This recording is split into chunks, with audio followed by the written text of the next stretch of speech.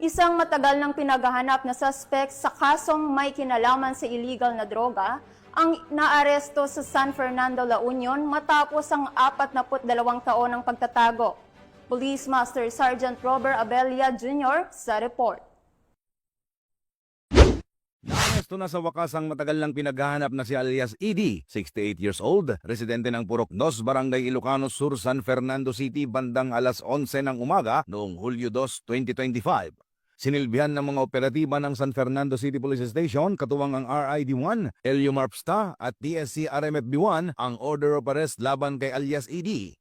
Ang warrant ay may kaugnayan sa kasong paglabag sa Section 8, Article 2 ng RA 6425, Dangerous Drugs Act of 1972 as amended, na inisyo noon pang October 10, 1983 ni Honorable Inocencio D. Malyaman ng RTC Branch 29 San Fernando City. Walang inirekomendang piyansa para sa naturang kaso. Ang matagumpay na operasyon ay patunay na walang makakatakas sa kamay ng batas gaano man katagal.